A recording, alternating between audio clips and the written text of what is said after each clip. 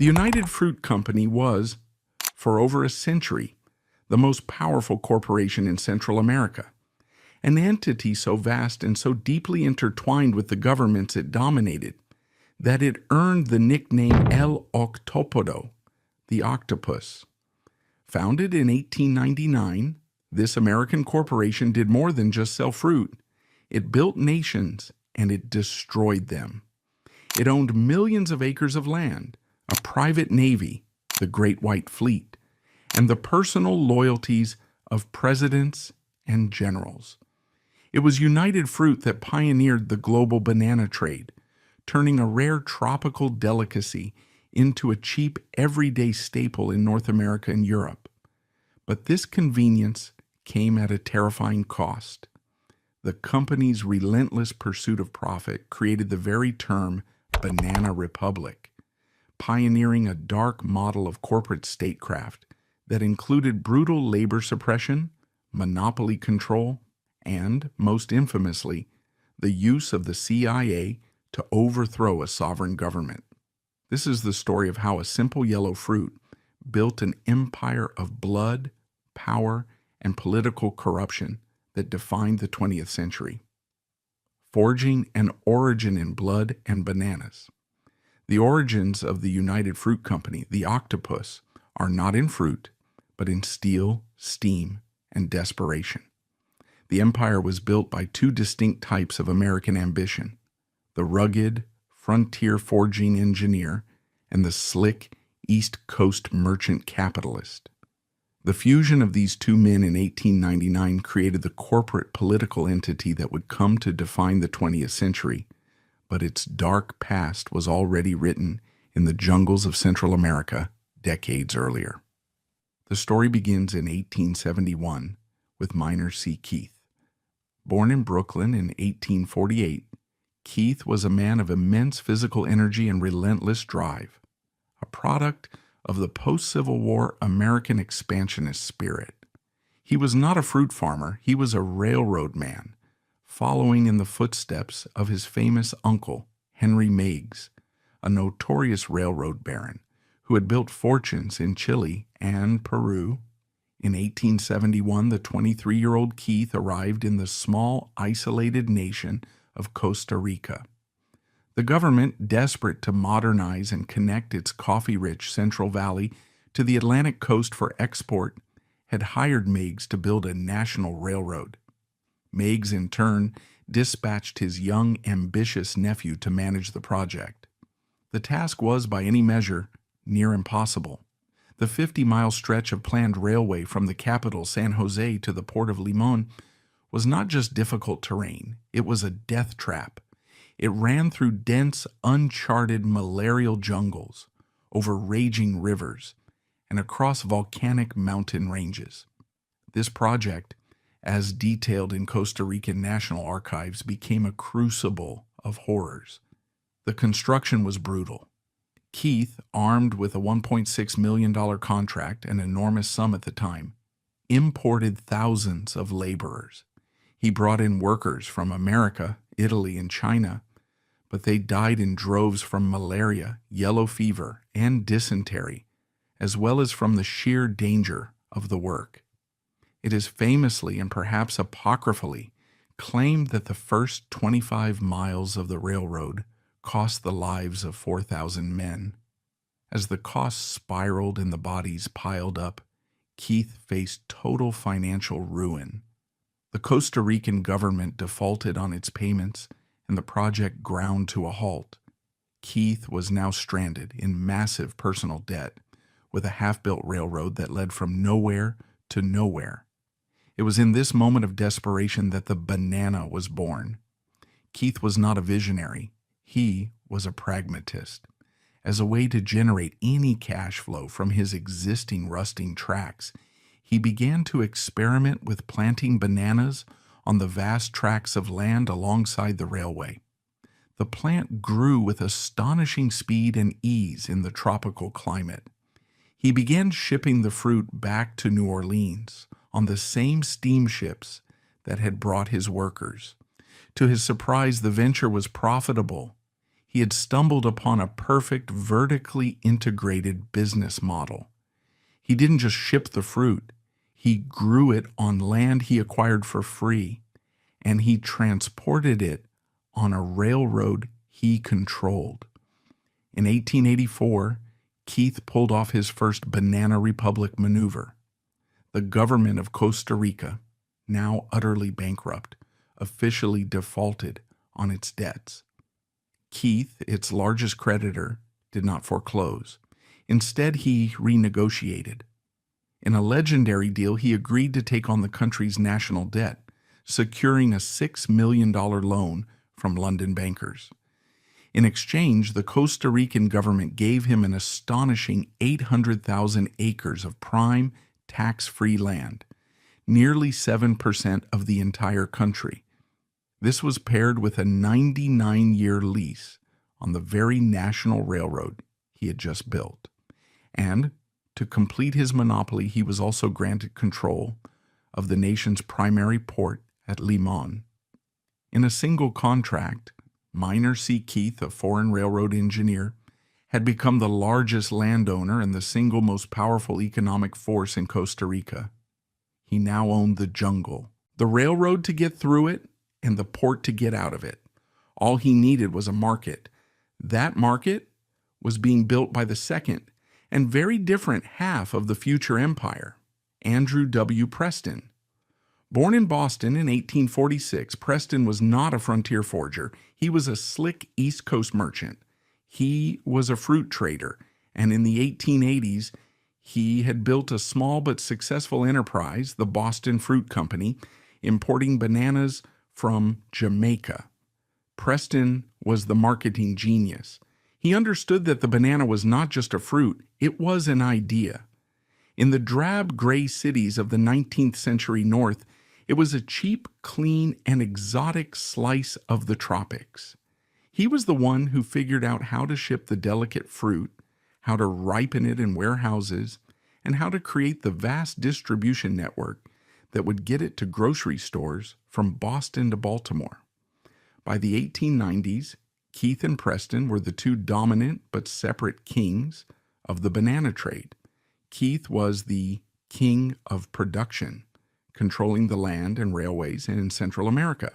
Preston was the king of distribution, controlling the ships and markets in the United States. They were rivals, and their competition was driving down prices. In 1899, they decided to stop competing and start dominating. In a series of meetings in Boston, they agreed to a historic merger. Keith's vast Central American holdings, the Tropical Trading and Transport Company, would merge with Preston's shipping and distribution network, the Boston Fruit Company. The new entity, which was incorporated in Boston, was called the United Fruit Company, UFC. The 1899 formation of the United Fruit Company created an immediate colossus. It was not just a company, it was a corporate state in waiting. Within a single year, its production soared to 1 million banana stems annually, and by 1920, this figure would explode to over 40 million. Armed with fresh capital from its Boston investors and Keith's monopolistic control over Central American infrastructure, UFC began a systematic and ruthless campaign of expansion.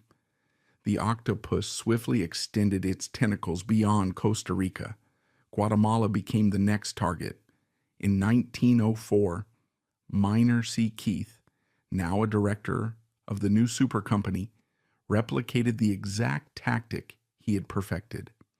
He signed a lucrative and one-sided contract with the Guatemalan dictator, Manuel Estrada Cabrera.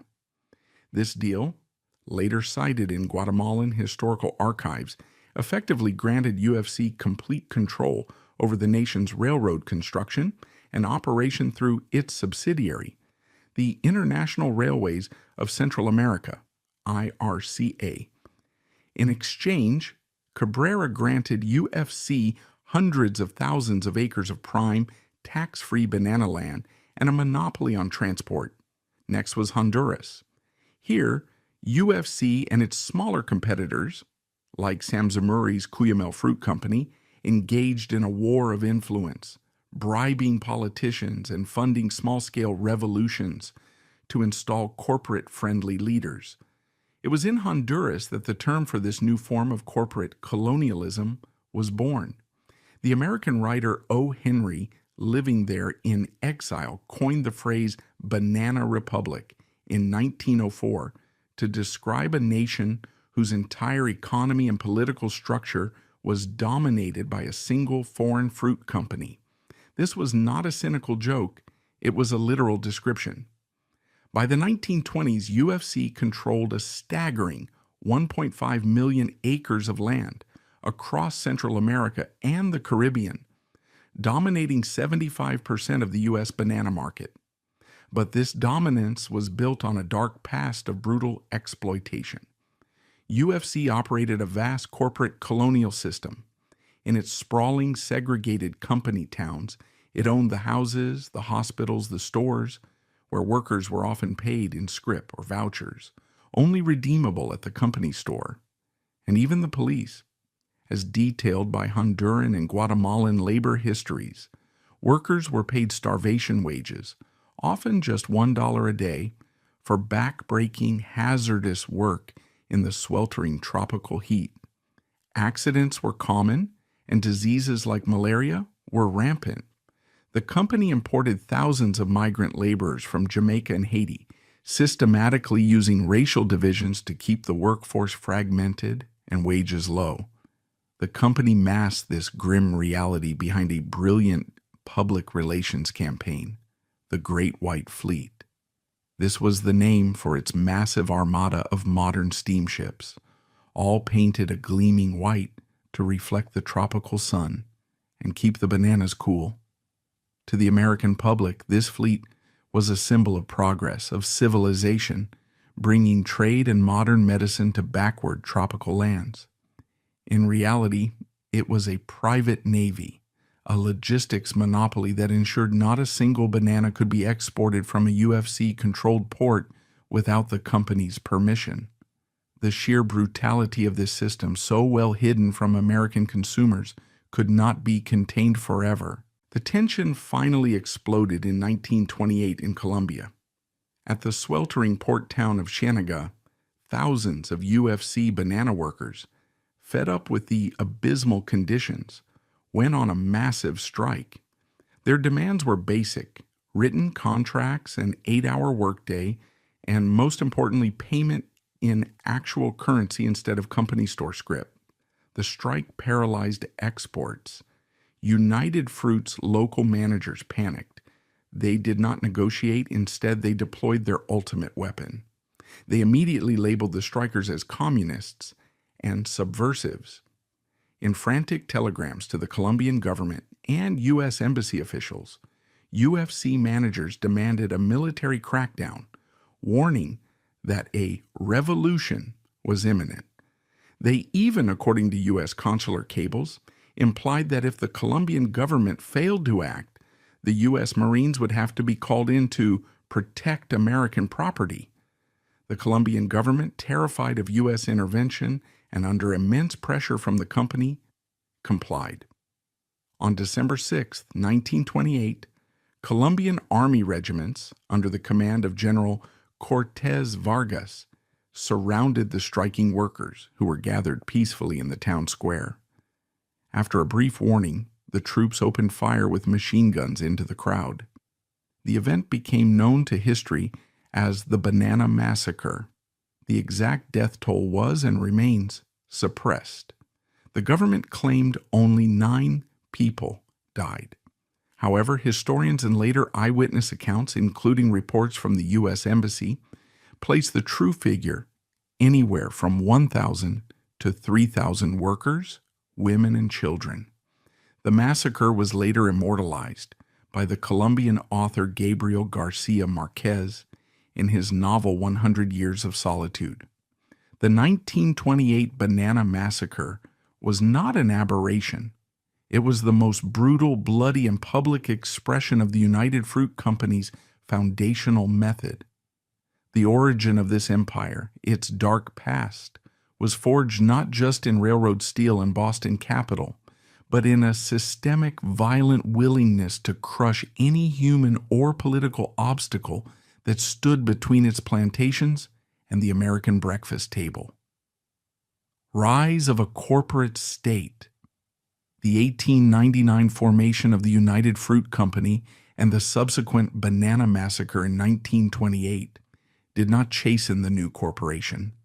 Instead, it emboldened it. The massacre, so brutally effective and so quickly forgotten by the American public, had proven the company's core thesis that the governments of Central America were mere extensions of its own will, and that any labor unrest could be solved with a combination of political pressure and state-sanctioned violence. The period from 1900 to 1950 was not one of tentative growth. It was the golden, unchallenged age of El Octopodo, the octopus. This was the half-century during which the company perfected its model of the corporate state, becoming, in no uncertain terms, the most powerful and sovereign entity in the entire Caribbean. This sovereignty was built on a revolutionary business model, total vertical integration. While other Gilded Age robber barons like Rockefeller sought to monopolize a single stage of production, refining, in his case, United Fruit sought to own everything, from the dirt in the jungle to the mind of the American consumer.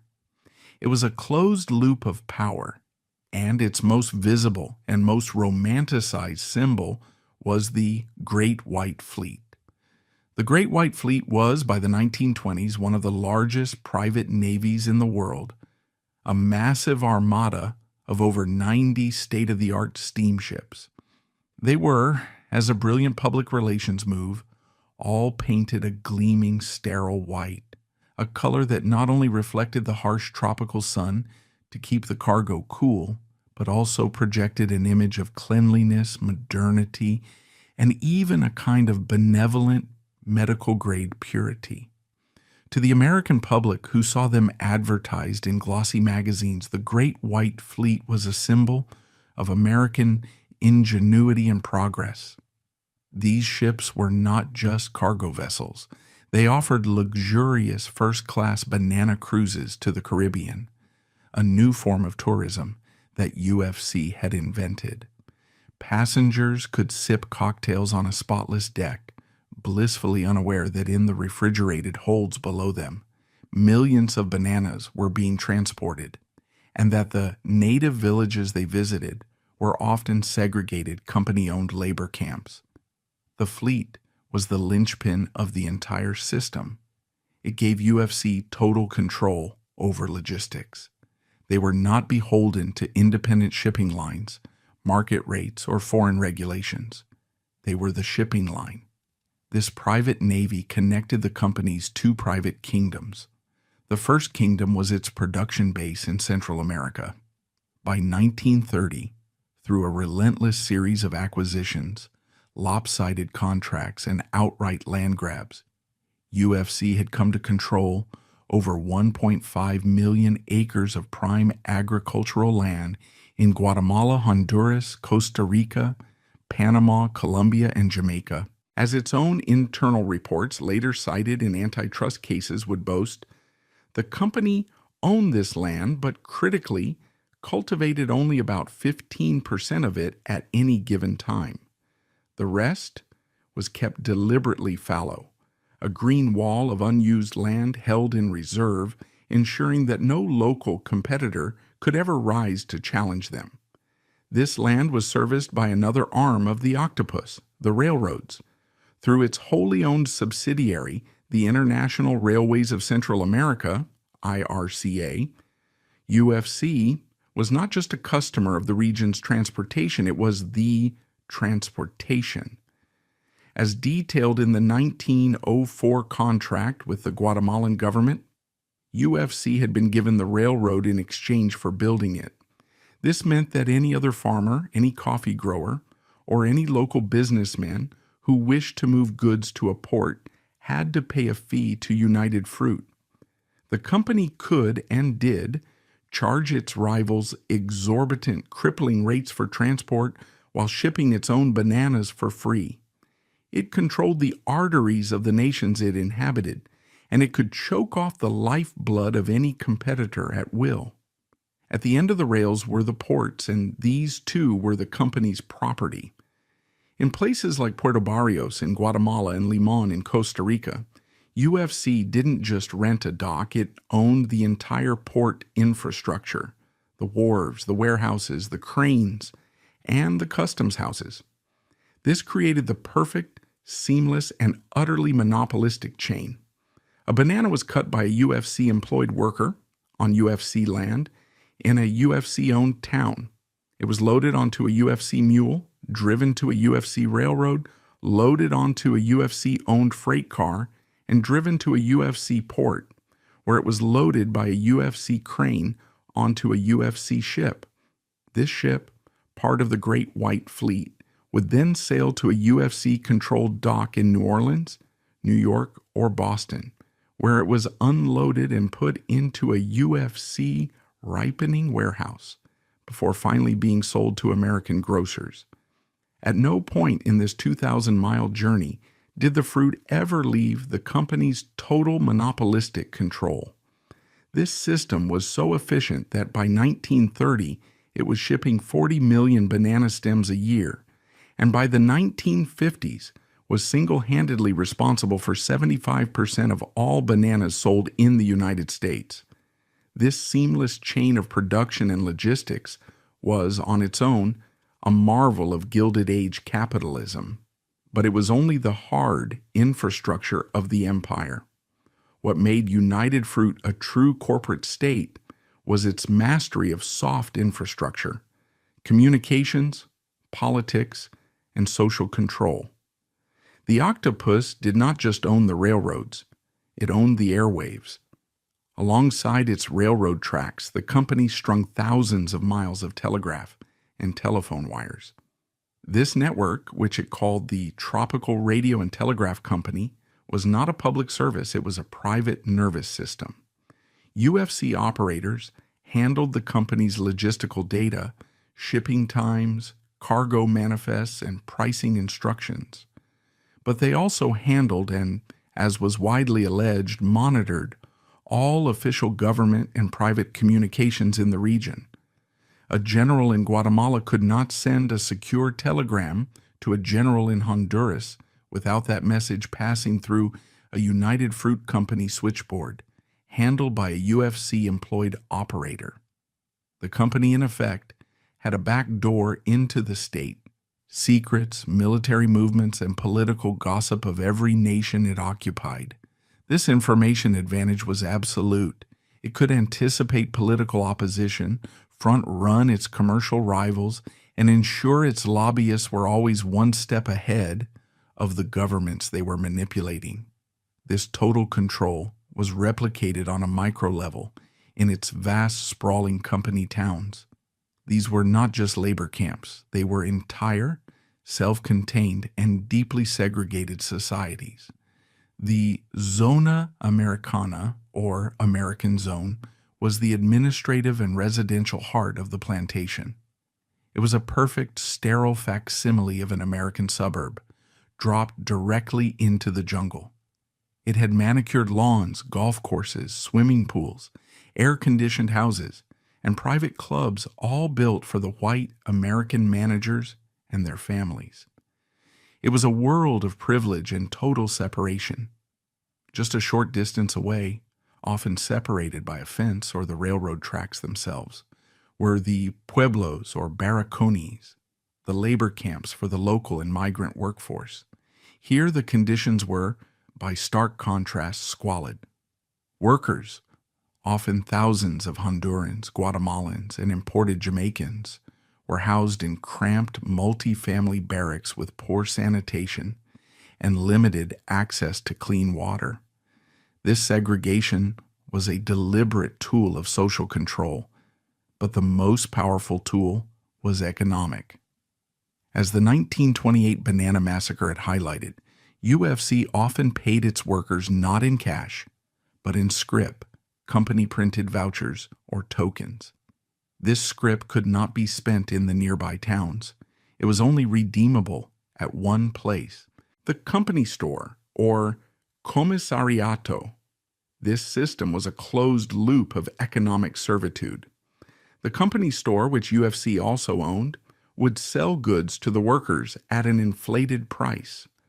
A worker would perform a day of back-breaking labor, receive his scrip, and then be forced to hand that same scrip back to the company at the store to buy his family's rice and beans, often going into debt in the process.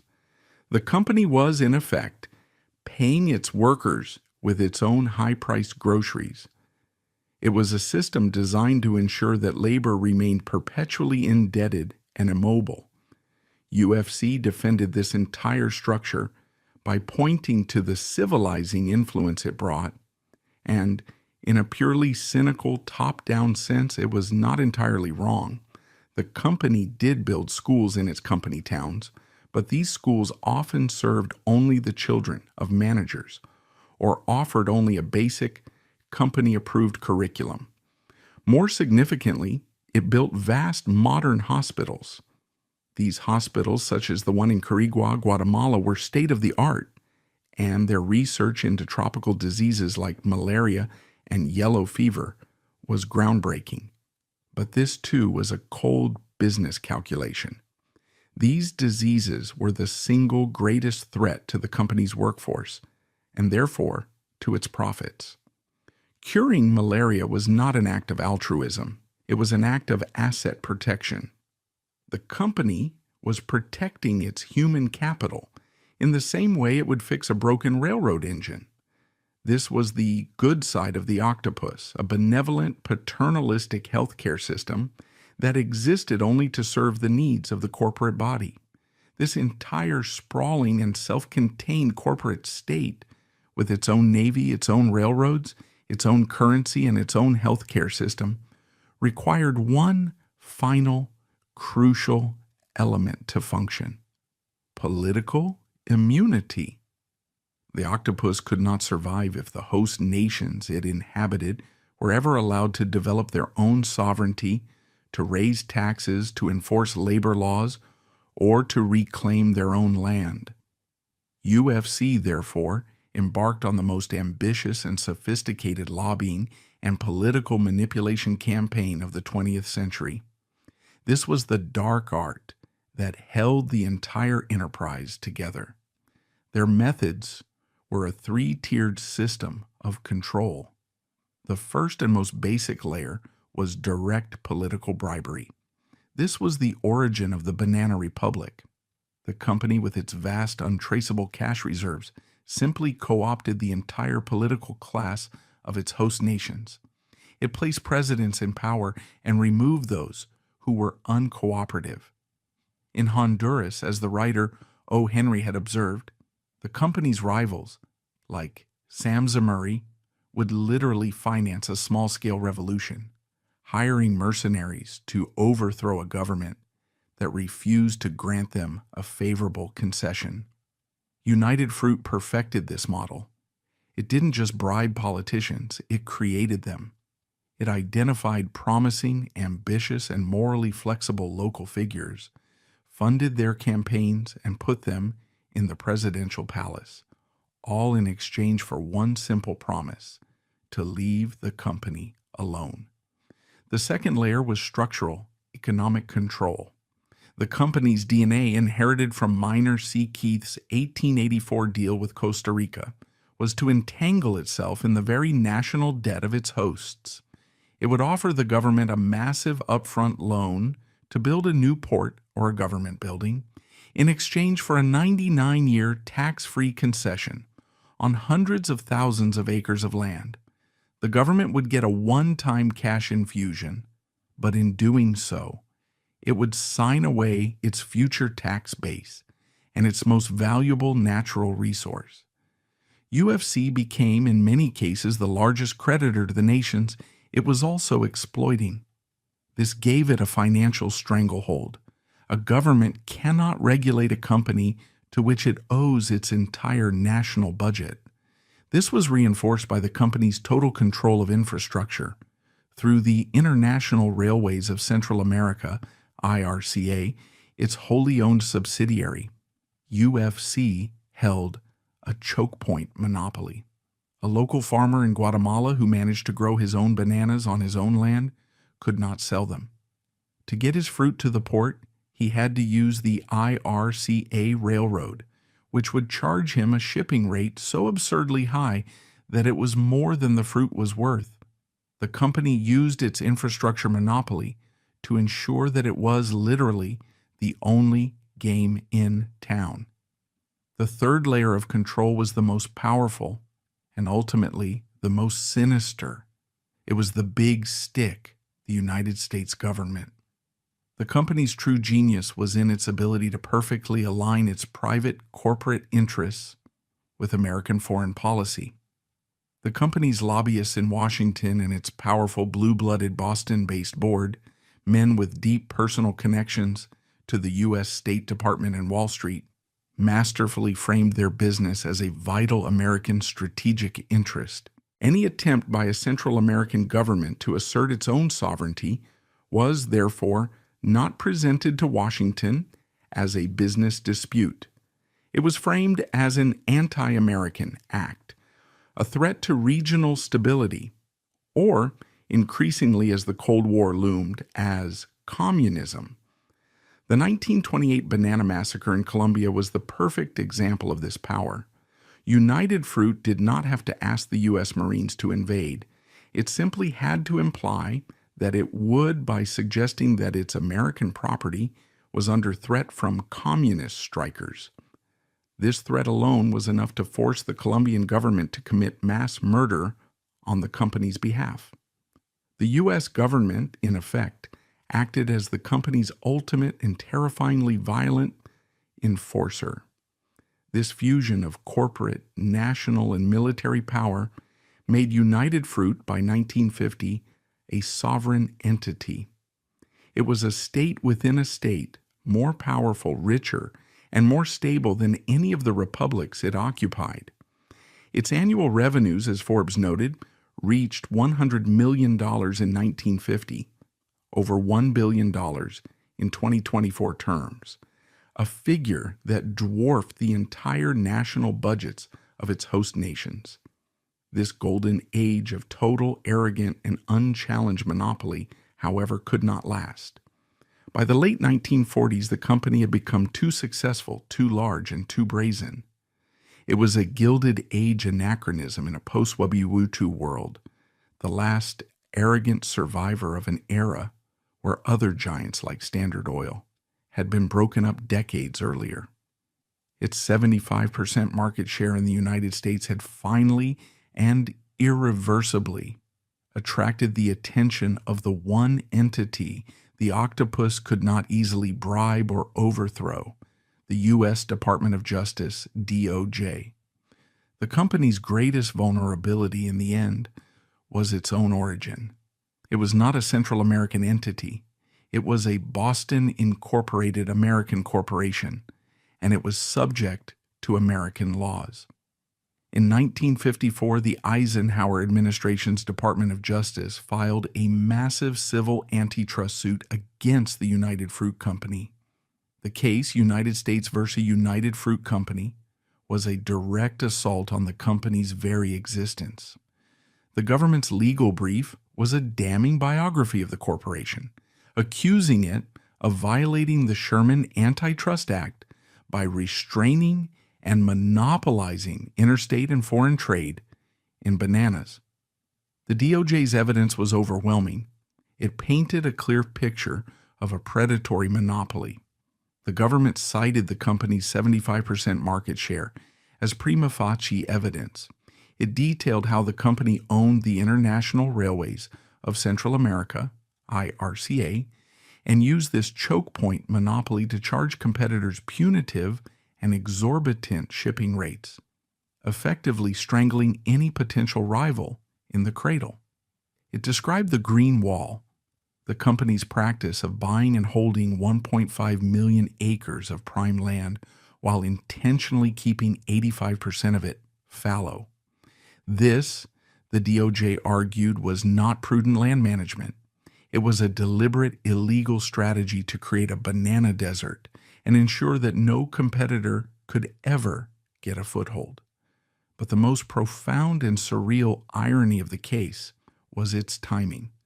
The lawsuit was filed in 1954, at the very same moment that lawyers from one branch of the U.S. government, the Department of Justice, were standing in a courtroom accusing United Fruit of being a predatory criminal monopoly. Lobbyists from that same company were in the White House and CIA, whispering to the other branch of the U.S. government. In those meetings, they were painting a very different picture. They were claiming to be a victim, a vulnerable American company under communist assault in Guatemala. This bizarre, two-faced reality, playing the role of a criminal monopoly in the courtroom and a patriotic victim in the White House, defined the company's desperate strategy in the 1950s. While the company fought the DOJ lawsuit with its usual army of high-priced lawyers, the government's case was too strong. By 1958, facing an inevitable and humiliating defeat in a public trial, United Fruit capitulated. It signed a consent decree with the government, a legal settlement that would, in theory, shatter its empire. The 1958 decree was a massive blow. The terms were devastating. The company was ordered to break itself up.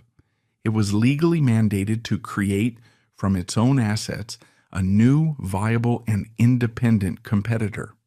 This forced reorganization would eventually lead to the creation of what is now Del Monte Fresh Produce, a rival literally born from the body of the octopus.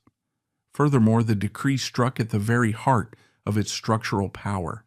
The company was forced to sell off a significant portion of its assets, including ships from its Great White Fleet and vast tracts of its green wall of land. Most critically, it was ordered to divest its controlling interest in the International Railways of Central America, IRCA. This was the killing blow to the old corporate state model. By losing its monopoly control of the railroad, United Fruit lost its choke point. It could no longer bankrupt its rivals with punitive shipping rates.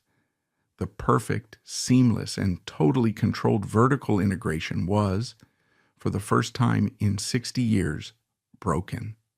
The 1958 consent decree was the beginning of the end for the golden age of the octopus. It was the first time that an external force, especially its own home government, had successfully challenged its power and won. The company was no longer an untouchable sovereign. It was, in the eyes of the law, just another corporation, and it had been forced to kneel. However, this legal defeat in Washington, while significant, told only half the story of the 1950s. For in that very same 4-year period, between the antitrust suit being filed in 1954 and the consent decree being signed in 1958, United Fruit was busy orchestrating its greatest and most infamous masterpiece.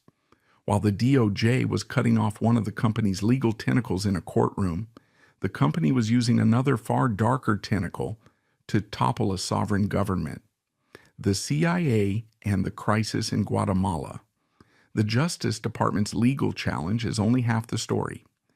In 1951, while lawyers were battling the company's domestic monopoly in Washington courts, United Fruit was simultaneously waging its own, much darker, war on a second front: Guatemala. Guatemala was not just a banana republic. It was the Banana Republic. It was the physical heart of El Octopodo, the company's most profitable, most integrated, and most controlled territory. Here, United Fruit was not just a company. It was a parallel state. It owned over 550,000 acres of the nation's best, most fertile coastal land. It owned the entire railroad network through its subsidiary, the International Railways of Central America, IRCA. It owned the nation's only major Atlantic port, Puerto Barrios. It owned the telegraph and telephone lines. It employed tens of thousands of Guatemalans, housing them in its segregated company towns. It was, in short, a state within a state, and its long-standing partner had been the Guatemalan government itself. For decades, UFC had operated with total unquestioned immunity, thanks to a series of brutal, right-wing dictators, most notably Jorge Ubico, who had ruled the country from 1931 to 1944. Ubico was a loyal client. He had personally given UFC vast tracts of land, crushed any attempt at labor organization with his secret police, and ensured the company paid virtually no taxes. But in 1944, the Guatemalan Spring began. A popular pro-democracy revolution, led by students, merchants, and a new generation of nationalist military officers, overthrew the Ubico dictatorship, ending the company's comfortable arrangement. For the first time, Guatemala held free and fair elections, installing a reformer who began to draft the nation's first labor laws. United Fruit was panicked. Its partners were gone, replaced by a democratic government that believed in workers' rights and national sovereignty. The company's executives in Boston, as internal memos would later show, viewed this new Guatemala not as a functioning democracy, but as a state of chaos, and increasingly as a communist threat. This threat became existential in 1951 with the democratic election of a new president, Colonel Jacobo Arbenz Guzman. Arbenz was not a communist. He was a nationalist, a capitalist, and a reformer, a man very much in the mold of America's own Franklin D. Roosevelt. He was a 37-year-old idealist who had campaigned on a single powerful promise: to drag Guatemala out of its feudal past and turn it into a modern, independent capitalist nation. To do this, he had one specific and revolutionary goal: to break the feudal land monopoly that kept the vast majority of his citizens in a state of landless poverty. This, of course, meant taking on the single largest landowner in the country, the United Fruit Company.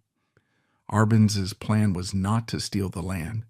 It was a legal, constitutional, and brilliantly clever piece of legislation called Decree 900, the Agrarian Reform Law of 1952. Decree 900 was a direct existential assault on the very foundation of United Fruit's power. It was not a communist land grab. It was a capitalist, legal mechanism based on the company's own long-standing deception.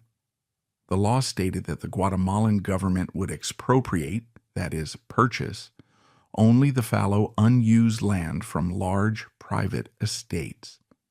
This was a direct strike at UFC's Green Wall. Of its 550,000 acres, the company actively cultivated only 15%, intentionally keeping over 400,000 acres of prime land empty simply to prevent any competitors from using it. This was the land Arbenz targeted, but the most brilliant and devastating part of the law was the price. Decree 900 stated that the government would pay for this unused land, and the price it would pay was the exact value that the owners had declared on their own tax forms. This was the trap. For decades, United Fruit, in collusion with the Ubico dictatorship, had been engaged in massive tax fraud. To avoid paying taxes, the company had, year after year, declared its 550,000 acres to be virtually worthless. Now, Arbenz and the Guatemalan Congress were, in effect, calling their bluff. They were offering to pay the company exactly what the company itself had, in writing, claimed the land was worth. United Fruit was caught.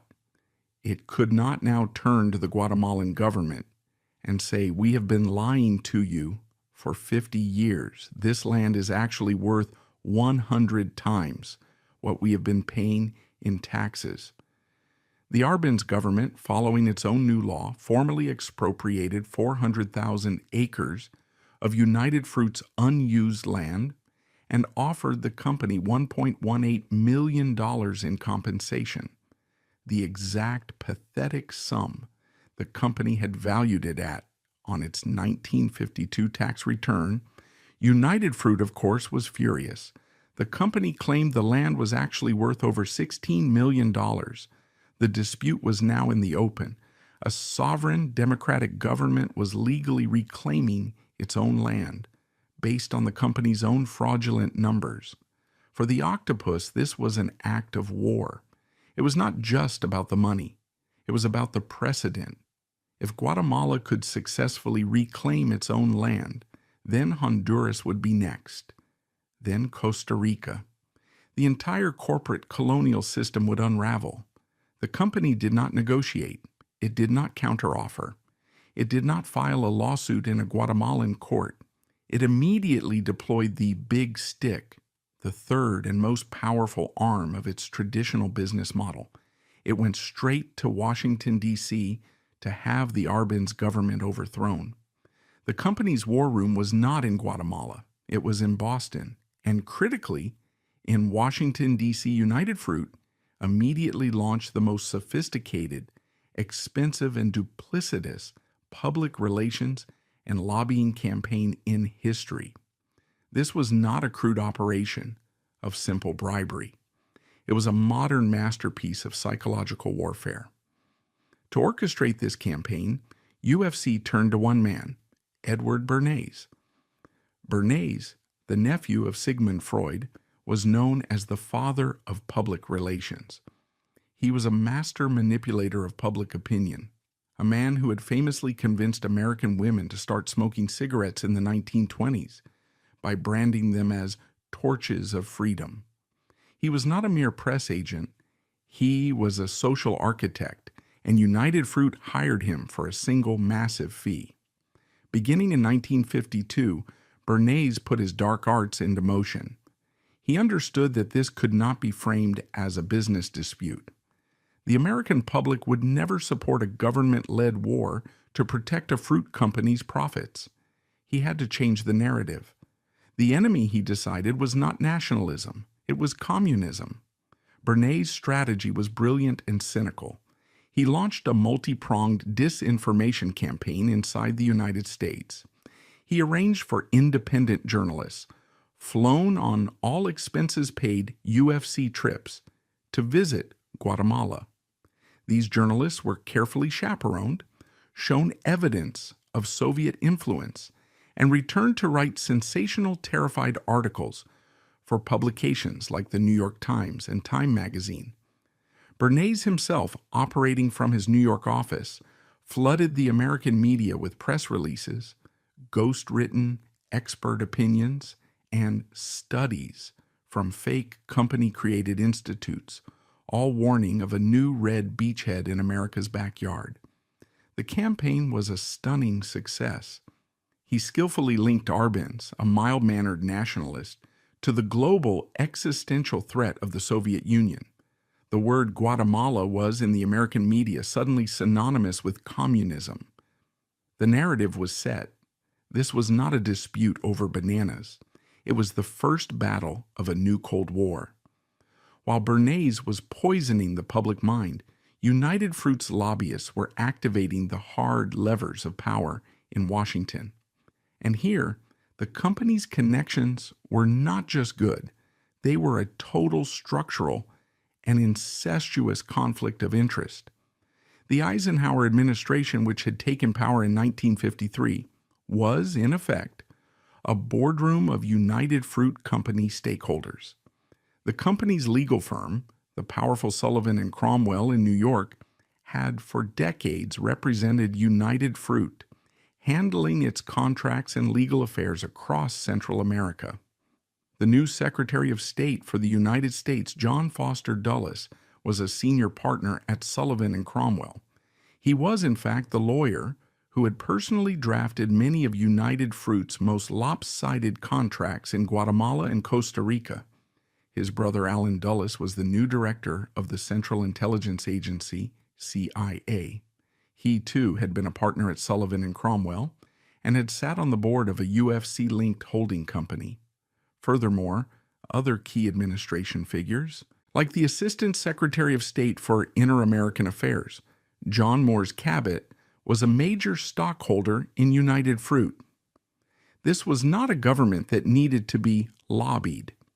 This was the board of the United Fruit Company, operating under the seal of the United States government. When company officials came to brief the Dulles brothers on the communist threat in Guatemala, they were in effect talking to their old law partners. Throughout 1953, this unholy alliance between UFC's PR machine and the State Department's old boy network solidified the plan. Bernays was creating the public pretext for war, while the Dulles brothers were quietly, in secret, designing the mechanism for it. President Eisenhower, a staunch and paranoid anti-communist, was easily convinced. He was shown the fabricated reports from Time magazine. He was briefed by John Foster Dulles, who argued that Guatemala was a Soviet outpost. He was told by his CIA director, Allen Dulles, that Arbenz was a puppet and that a democratic change was necessary. In August 1953, President Eisenhower gave the final secret authorization. The CIA was given a budget of $3 million, later expanded, and granted the authority to conduct a covert operation to remove the democratically elected government of Jacobo Arbenz. The operation was given a code name, Operation PBSUCCESS. The execution of the plan was in itself a perfect microcosm of the UFC CIAD Dulles worldview. It would be a clean, modern, and media-driven coup d'etat. With Operation PB success secretly authorized by President Eisenhower in August 1953, the Central Intelligence Agency moved from planning to execution.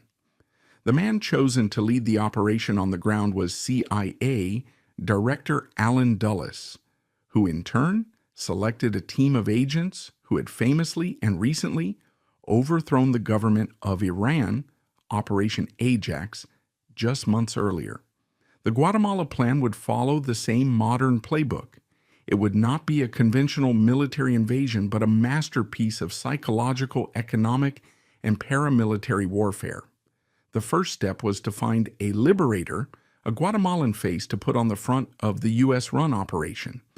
The CIA found their man in Carlos Castillo Armas. Armas was a disaffected right-wing Guatemalan colonel who had been exiled after a failed minor uprising years earlier. He was, by all accounts, an uncharismatic and militarily unimpressive figure, but he was pliable, fiercely anti-communist, and, most importantly, willing to be the CIA's puppet. Throughout late 1953 and early 1954, the CIA set Armas up in neighboring and famously corrupt Honduras. From here, with a budget that swelled to an estimated $3 million, an enormous sum, supplemented by another $400,000 in CIA funds, as later declassified documents would show, they began to build his rebel army. This army was, in reality, a farce.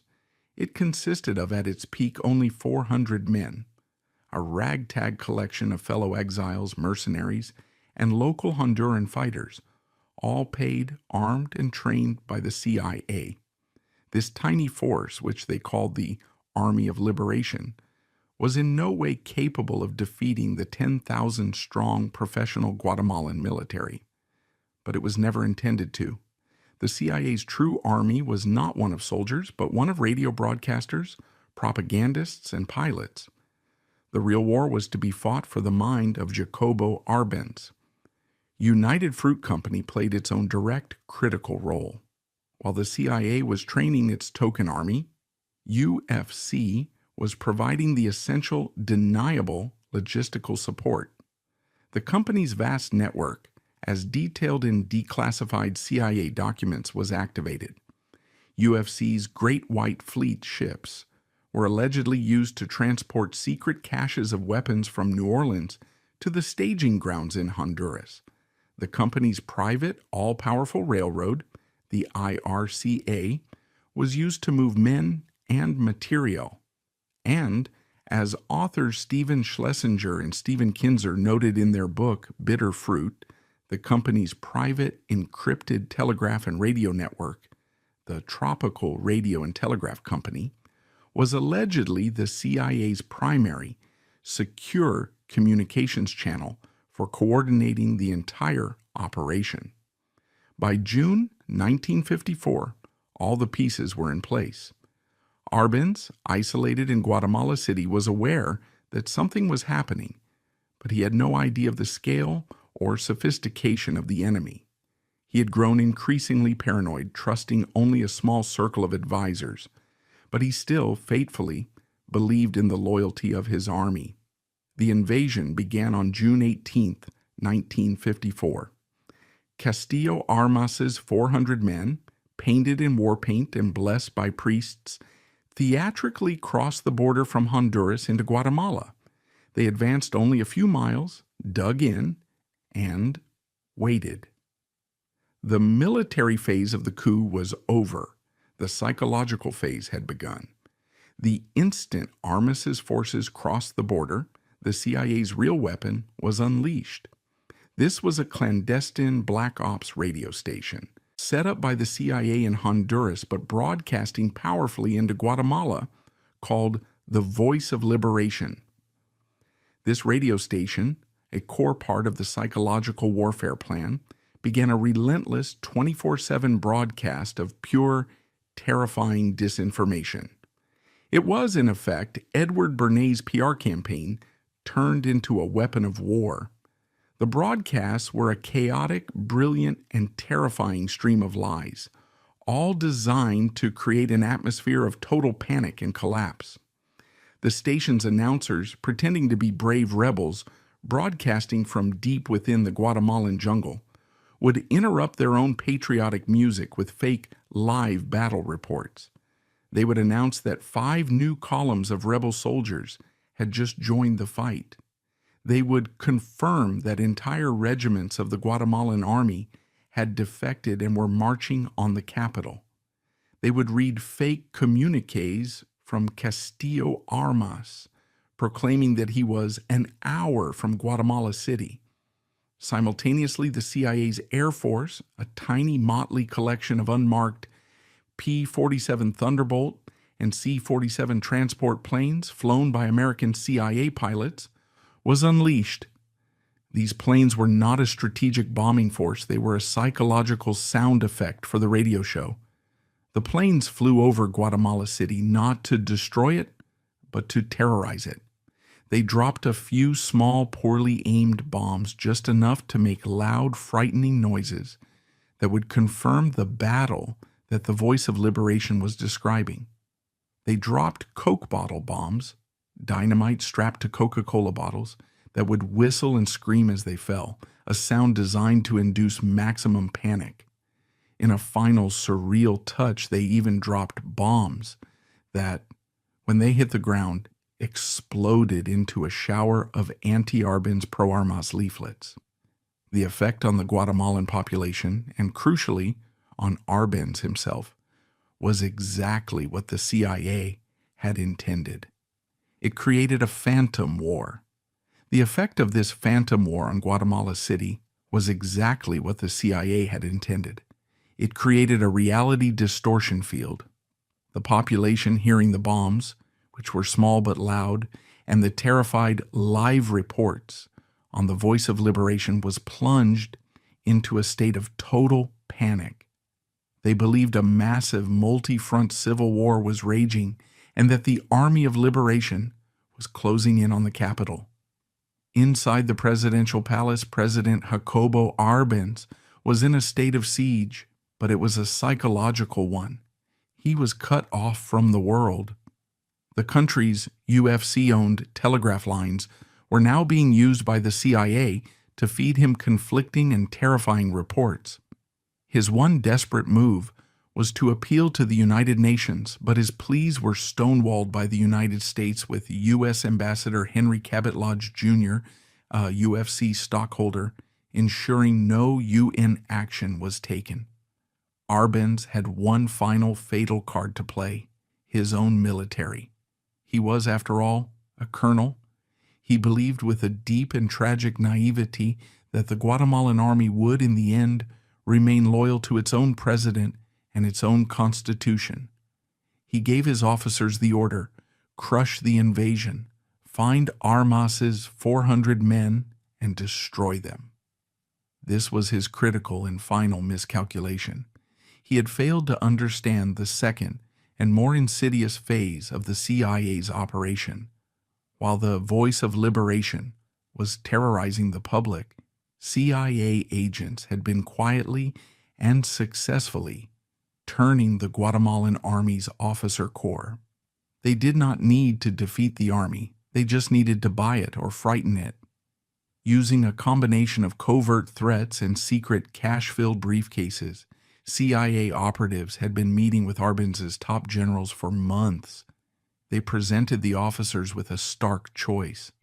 On one side, they could die fighting for a communist-doomed president who was about to be obliterated by the full, implied force of the United States military. On the other side, they could be patriots, save their country from communism, and be handsomely rewarded by the new incoming government. Faced with this choice between loyalty to a paranoid, isolated president and the seemingly inevitable, all-powerful, and cash-rich United States, the generals chose their careers. They did not fight for Arbenz, they betrayed him. When Arbenz gave the order to march and find Armas, his generals simply refused. They stalled. They held secret meetings. They claimed the logistics were too difficult. This was the true invisible coup. The army, his final pillar of support, had been hollowed out from within by the CIA. On June 27, 1954, just 9 days after the invasion began, the war was over. Arbenz's top generals came to him in the palace. There was no discussion. They delivered an ultimatum: resign, or they would no longer guarantee his safety. Arbenz, defeated not by an army but by a radio station and his own disloyal officers, finally understood. He had no army, no allies, and no way out. That evening, in a heartbreaking pre-recorded speech broadcast to the nation, President Jacobo Arbenz Guzman, the first, last, and only democratically elected progressive reformer in Guatemala's history, formally resigned his office. He fled into exile, famously forced by U.S. officials to strip to his underwear at the airport to prove he was not stealing any state treasure. The Guatemalan Spring, the 10-year experiment with democracy, was over. The aftermath was immediate and brutal.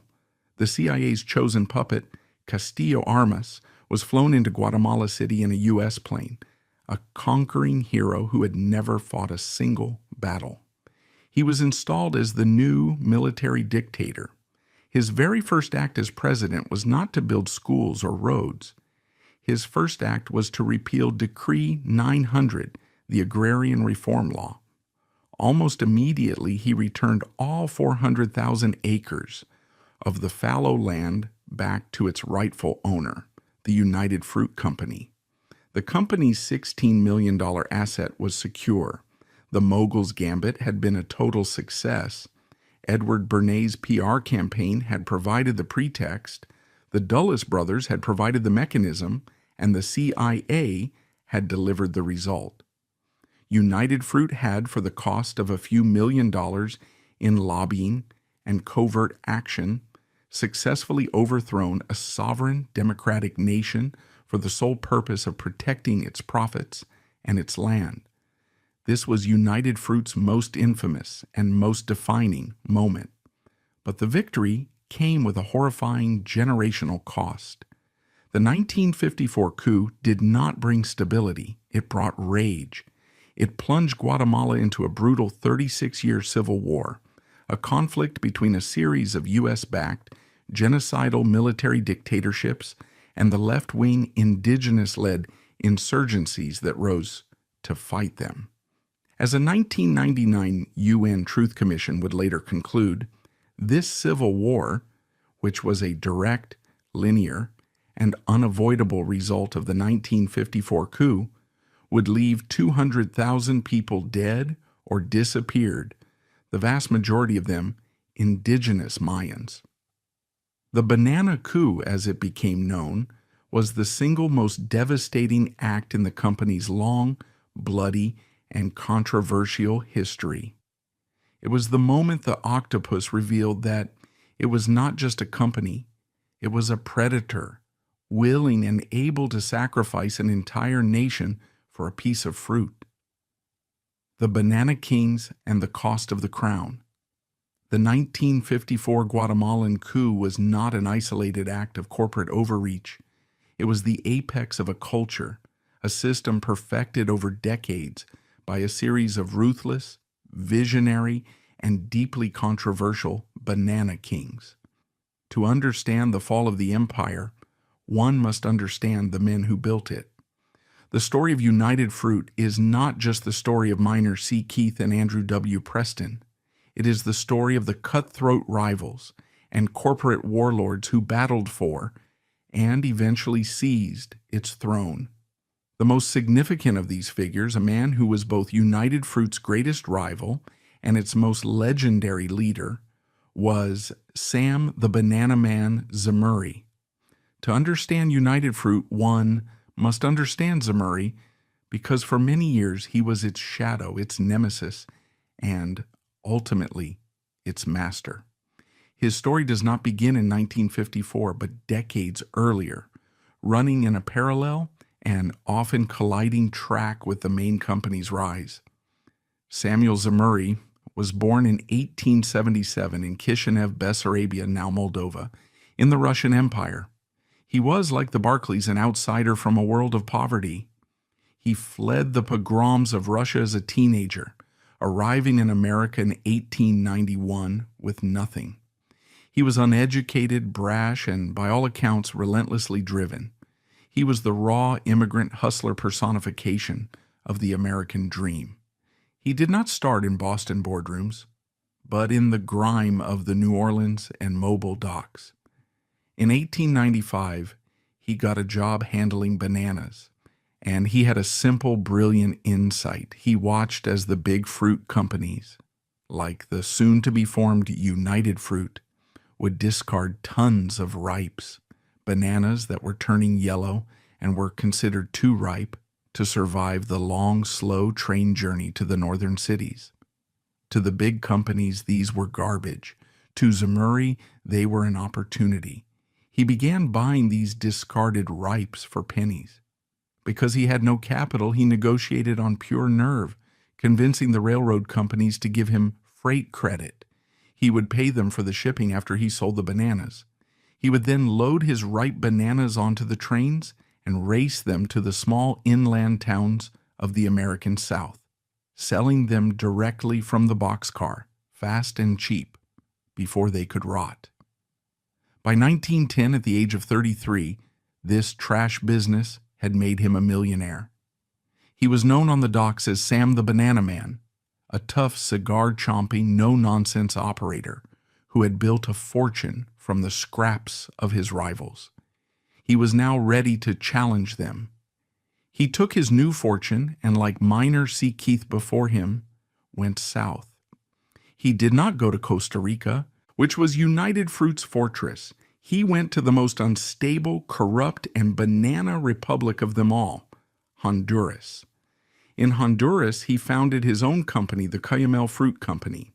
He was now in direct head-to-head competition with the octopus next door. United Fruit, with its Bostonian, blue-blooded, and respectable leadership, despised him. They saw him as a crude, uneducated, and dangerously unpredictable vulture. Zemurray, in turn, saw them as slow, arrogant, and soft. This rivalry came to a head in 1911. in a bizarre and legendary incident that cemented Zamuri's reputation as a corporate warlord. Zamuri had secured a massive loan and concession from the Honduran government.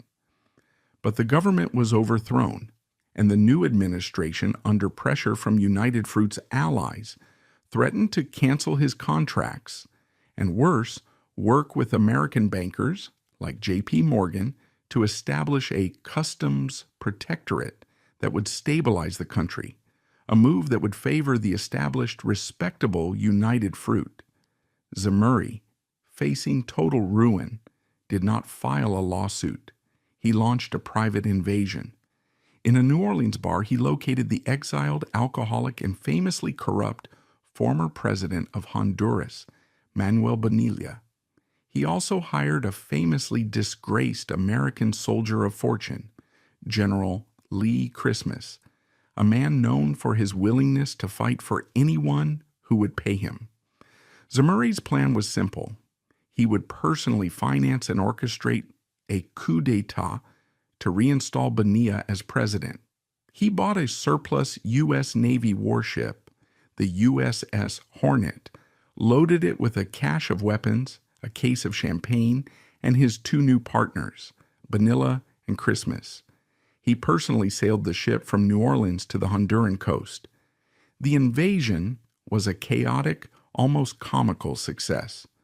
Bonilla's forces, led by General Christmas, landed, and, after a few minor theatrical skirmishes, the sitting Honduran government, which had little popular support, simply collapsed. Manuel Bonilla was once again the president of Honduras. His very first act as president, he granted his financier, Sam Zamuri, a new ironclad 25-year concession for the Cuyamel Fruit Company. The contract gave him 25,000 acres of prime land, tax-free status, and a guarantee that no customs protectorate would ever be established. Zamuri had, with a single brazen and illegal act of private warfare, defeated not only the Honduran government, but the combined forces of the U.S. State Department, J.P. Morgan, and his hated rival, the United Fruit Company. He was now a king in his own right, the banana man who had bought his own republic. Zamuri's 1911 private coup in Honduras was a declaration of war against the octopus. For the next 2 decades, the 1910s and 1920s, United Fruit and Cuyamel Fruit were locked in the banana wars. This was not just a commercial rivalry. It was, at times, a literal physical war fought by proxy in the Central American jungles. The main battleground was the disputed, ill-defined border region between Guatemala, UFC's fortress, and Honduras, Zamuri's kingdom. Both companies, desperate for new, unblighted land, pushed their plantations into this contested territory. This rivalry escalated into a series of bizarre and violent border skirmishes. Both corporations retained their own private militias, which were often better armed than the national armies. As documented in Rich Cohen's biography, The Fish That Ate the Whale, there are numerous accounts of these company-funded militias physically uprooting and moving the national border markers back and forth in the middle of the night to claim a few more thousand acres of banana land for their respective employers. This was a war of two clashing corporate cultures. United Fruit was the Boston Blue Bloods, an organized, bureaucratic, and respectable Gilded Age monopoly. Cuyamel Fruit was Sam Zamuri, a one-man show, a fast-moving, cigar-chomping, foul-mouthed hustler who ran his entire operation from the ground, often on horseback, and who knew the name of every mule driver on his plantation. Zamuri was an innovator, a dirt farmer king, while the Boston executives were seen as absentee landlords. This brutal, expensive war raged for years, but it was in the end unsustainable. The Great Depression, beginning in 1929, was the final blow. As the American economy collapsed, the demand for bananas, a cheap luxury, plummeted. Prices fell through the floor. Both United Fruit and Cuyamel, overextended and bleeding cash from their long war, were now facing financial catastrophe. The octopus, with its vast cash reserves, decided it was finally time to end the fight. It was, in the end, cheaper to buy its rival than to keep fighting him. In 1929, in a move that shocked the financial world, the United Fruit Company announced it would acquire the Cuyamel Fruit Company from Sam Zemurray. The price was $31.5 million, an astronomical sum during the Depression, worth over $500 million today. But the payment was not in cash. It was in United Fruit Company stock. This was the catch. In a single transaction, Sam the Banana Man Zemurray, the uneducated Russian immigrant, the dock hustler, the man who had launched a private invasion, was now, overnight, the single largest individual shareholder of his hated rival, the United Fruit Company. As part of the deal, the Boston-based board forced Zemurray to sign a non-compete clause and agree to retire from the banana business. They had, they believed, finally solved their Zemurray problem. They had paid their rival to go away. They had bought the whale, and now they, the fish, could get back to business. They had made a fatal, arrogant miscalculation. Zemurray, now in his 50s, was a man with nothing to do. He retired to his new grand mansion in New Orleans, and he watched. He watched the UFC stock ticker, and he watched in horror as his $31.5 million fortune, his entire life's work, began to evaporate. The Boston-based Blue Blood management that had succeeded Andrew W. Preston was, in Zemurray's view, a committee of arrogant, incompetent fools. They were running the company into the ground. They were Depression-era managers, obsessed with cutting costs, firing workers, and canceling research, but they had no vision. They didn't know how to sell bananas. The stock price, which he had received at a high point, began to plummet, falling by as much as 90% from its peak. Zemurray, as the largest shareholder, was incensed. This was not just his money, it was his legacy. He began writing furious, detailed, and often profanity-laced letters to the UFC headquarters in Boston, telling them exactly what they were doing wrong. He told them how to manage the diseases, how to ship the fruit, how to market it. The Boston board, led by the company's aristocratic president, was appalled. They viewed these letters as the unhinged ramblings of a retired, uncouth banana cowboy. They replied with polite, condescending one-sentence letters, effectively telling him, "Thank you for your concern, Mr. Zemurray. Now, please be quiet." This went on for nearly 3 years. Zemurray watched his fortune disappear, his advice ignored. Finally, in 1933, he reached his breaking point. He was done writing letters.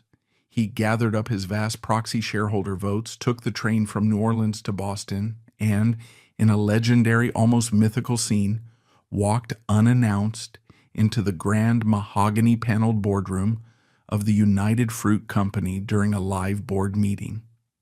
The boardroom, filled with the blue blood elite of Boston, fell silent. Zemurray, the cigar-chomping, uninvited force of nature, slammed his proxies down on the table. "You've been running this company for 3 years," he famously growled, "and you've it all up. I'm here to fire you." It was not a request. It was a hostile takeover from within. The board, faced with the man who owned the single largest block of stock, was powerless. The fish had in that moment swallowed the whale. That same day, Sam Zemurray, the Russian immigrant, the dock hustler, the private invader, walked out of the boardroom as the new managing director and de facto dictator of the United Fruit Company. The Banana Man was now the Banana King, and the octopus had a new, far more ruthless and far more dangerous head. The 1933 hostile takeover of the United Fruit Company by Sam the Banana Man Zemurray was one of the most dramatic and consequential boardroom coups of the 20th century. The octopus now had a new head, and it was a head that was far more ruthless, hands-on, and dangerous than the committee of Boston Blue Bloods it had replaced. Zemurray's leadership was a shock to the system. He was not a gentleman executive. He was a ground-level, dirt-under-the-nails banana man, and he ran the company with the energy of a dictator. He slashed the bureaucratic, top-heavy Boston office staff, promoted ambitious young managers based on merit rather than family, and most importantly, he reinvested heavily in the two things the old board had let slide: research and marketing. He understood, as his predecessors did not, that the company's greatest enemy was nature. He poured millions into agricultural research, fighting the Panama disease, a fungal blight that was wiping out entire plantations, by pioneering new resistant strains of bananas. He also understood how to sell. He revived the company's advertising, aggressively marketing the banana to Depression-era Americans as a cheap, nutritious, and essential food. He, in short, made the company profitable again. But he was, at his core, the same warlord who had overthrown the Honduran government in 1911. He was just as, if not more, committed to the Banana Republic model. He simply ran it with more efficiency. Under his leadership, the company's control over Central America tightened. He was a master of political manipulation, a man who, as his biographer noted, knew the price of every politician from New Orleans to Panama. This was the man who was in charge when the company's greatest ever crisis began. The Guatemalan Spring, the 1944 pro-democracy revolution that overthrew the company's longtime puppet, dictator Jorge Ubico, was a direct threat to Zemurray's kingdom. When the new democratically elected government of Jacobo Arbenz was inaugurated in 1951, it was Sam Zemurray who was sitting in the president's chair in Boston. When Arbenz passed his Decree 900, the agrarian reform law that threatened to expropriate 400,000 acres of UFC's unused land, he was not just challenging a faceless corporation, he was personally and directly challenging Sam Zemurray. Zemurray's response was not one of panic, it was one of total, calculated warfare. He was the one who, in the late 1940s, had put the father of public relations, Edward Bernays, on a massive retainer. He was the one who, in 1951, personally unleashed Bernays on the American public, funding the sophisticated, cynical media campaign to rebrand Arbenz, a mild-mannered capitalist reformer, as a Soviet-backed communist threat. And he was the one who, through his old boy network of Washington contacts, began to personally lobby for a U.S.-backed intervention. While the Dulles brothers, John Foster at State, Allen at the CIA, would be the ones to execute the 1954 coup, it was Sam Zemurray who, as the head of United Fruit, initiated the entire project. He was the architect of the big lie that a communist threat existed in Guatemala, a lie he had to invent to protect his 400,000 acres of fallow land. But in a strange anticlimactic twist, the Banana King would not be on the throne to see his greatest victory. In 1951, at the age of 74, and in declining health, Sam Zemurray officially retired as president of the United Fruit Company. He had in effect lit the fuse on the Guatemalan time bomb, hired the propagandists, and briefed the assassins, and then he simply left. He retreated to his New Orleans mansion, from where he watched, as a retired board member, as the 1954 coup he had set in motion unfolded with perfect, brutal success. He had saved the company's assets, but in doing so, He had plunged a sovereign nation into a 36-year civil war. Zemuray's retirement and his subsequent death from Parkinson's disease in 1961 was not just the end of a life, it was the end of an era. It created a massive existential power vacuum at the very top of the United Fruit Company. Zemuray, the ultimate self-made man, had no heirs in the corporate sense. His son, Samuel Jr., had been a fighter pilot who died in World War II. His daughter, Doris Zemuray Stone, was an academic and a philanthropist who had no interest in the banana business.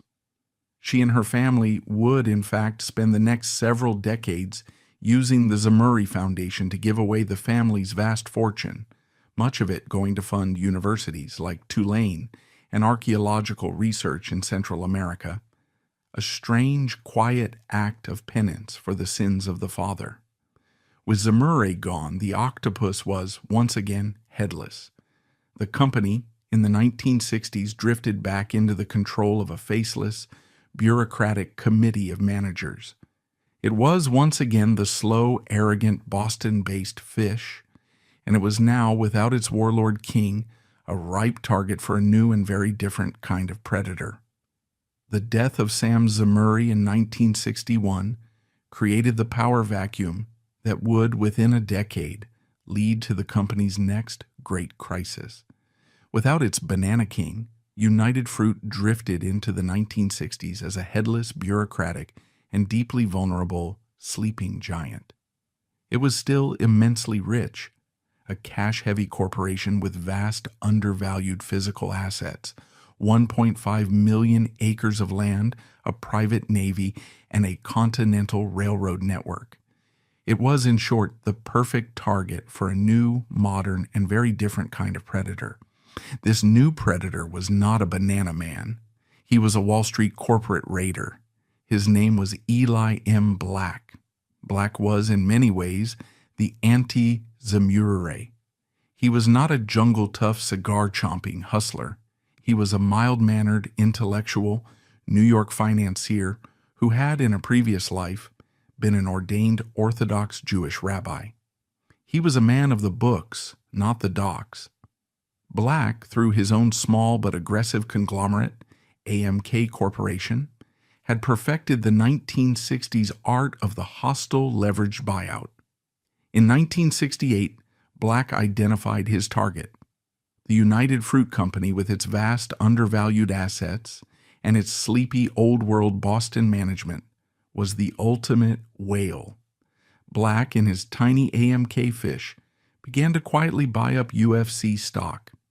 Then, in a sudden, shocking all-cash tender offer, he launched a full-scale hostile takeover.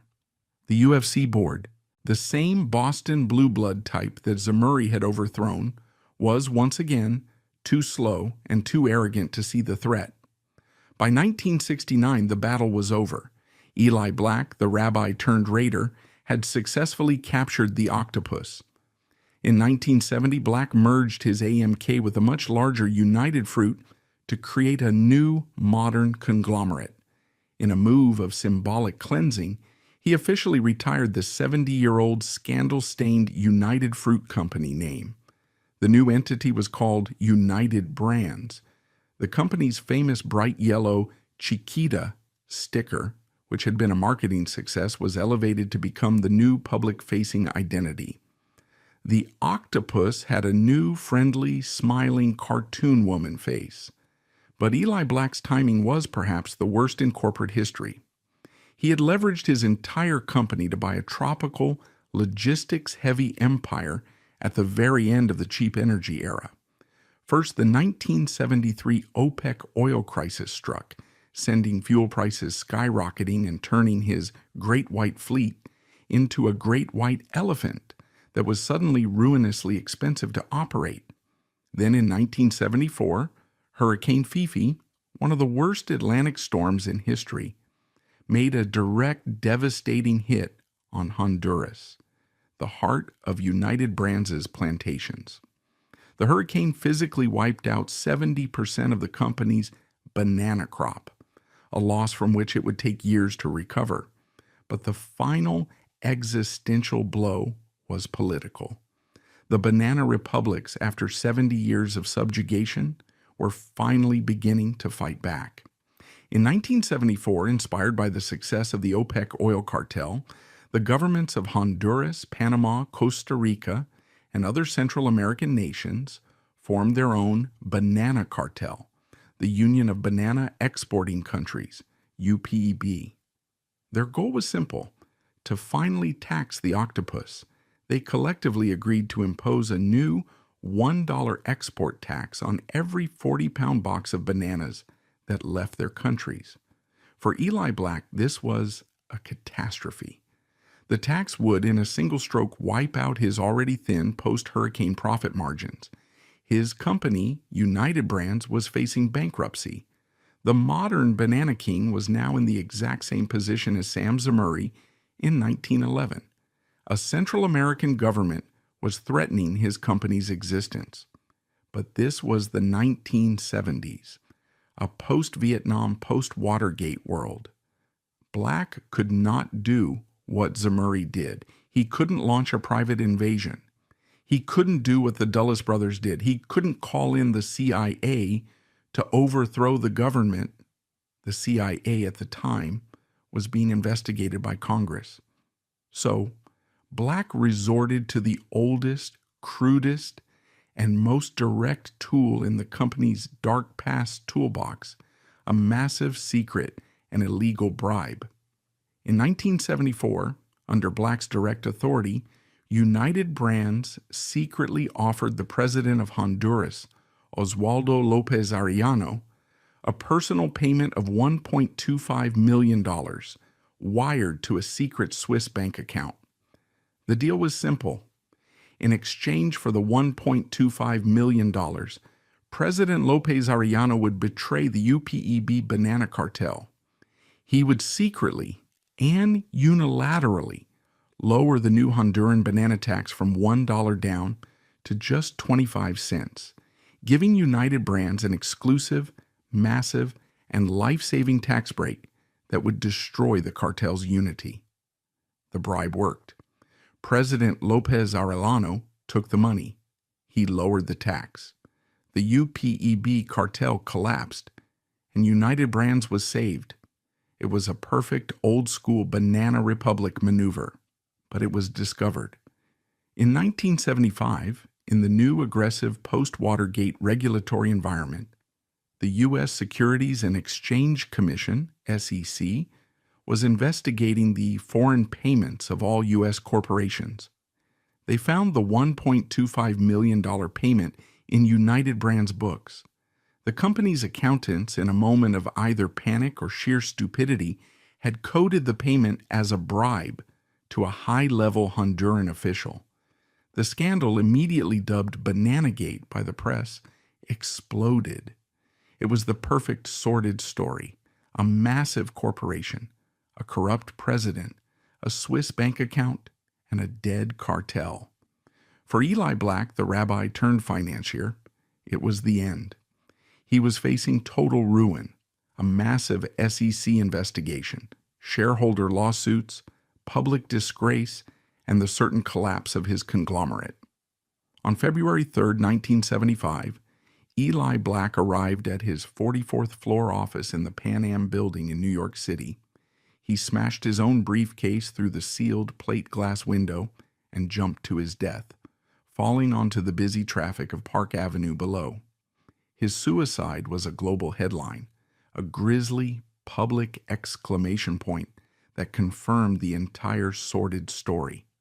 The Bananagate scandal was so shocking, so brazen, that it directly led the U.S. Congress to pass the landmark Foreign Corrupt Practices Act, FCPA, in 1977, making it illegal for the first time in American history for a U.S. company to bribe a foreign official. Once again, the dark past of the United Fruit Company had, in its own destruction, created modern American law. The 1975 suicide of Eli Black was not just a personal tragedy, it was a corporate execution. The Bananagate scandal and the subsequent passage of the Foreign Corrupt Practices Act, FCPA, in 1977 was a mortal blow to the old octopus. The company, now known as United Brands, was a pariah. Its name was synonymous with bribery, corruption, and a CEO's grisly death on Park Avenue. The company was financially crippled and reputationally destroyed. It spent the next decade, the late 1970s and 1980s, in a corporate wilderness. It was a fallen angel of Wall Street, a zombie conglomerate, staggering under its own toxic legacy. It was a leaderless, wounded giant, a ripe target for yet another generation of corporate raiders. After a series of complex takeovers and leadership changes, the company came under the control of the Cincinnati-based financier Carl Lindner, a billionaire investor known for his bottom-fishing strategy of buying distressed assets. By the late 1980s, Lindner was in full control and understood that the company's single greatest liability was its own name. The words United Fruit and United Brands were toxic, forever stained by a history of coups, massacres, and bribery. In 1989, in a final symbolic act of corporate cleansing, Lindner made a definitive change. He officially retired the United Brands name and rebranded the entire multi-billion-dollar corporation after its most famous, friendly, and seemingly innocent asset, the Chiquita sticker. The company was reborn as Chiquita Brands International, the octopus, which had hidden behind the Great White Fleet and then United Brands, now had its most perfect disguise, the smiling cartoon woman, Miss Chiquita. The hope was that American consumers buying Chiquita bananas would never associate their healthy fruit with the blood-soaked legacy of United Fruit. But the new name did not change the old business. Chiquita still had to operate in the same unstable, violent, and corrupt banana republics that had defined its past. But the geopolitical landscape had changed. The Cold War was ending. The company could no longer cry communism to get the U.S. government's protection. The new threats were not organized. Nationalist governments like Arbenz's. They were a chaotic, brutal mix of drug cartels, Marxist rebel insurgencies like the FARC, and most dangerously, a new breed of right-wing warlords. The epicenter of this new chaotic war was Colombia. Chiquita's most profitable plantations were in the Urubá region of Colombia, a strategic and hotly contested stretch of jungle. This region was, by the 1990s, the center of a brutal, multi-sided civil war. Chiquita's executives, workers, and plantations were caught in the crossfire. To protect its operations, to ensure its bananas could be harvested, its trucks could reach the ports, and its managers were not assassinated, the company was forced once again to pay. But this time, it was not a bribe to a single stable president. This was protection money paid to the shifting violent factions that controlled the territory.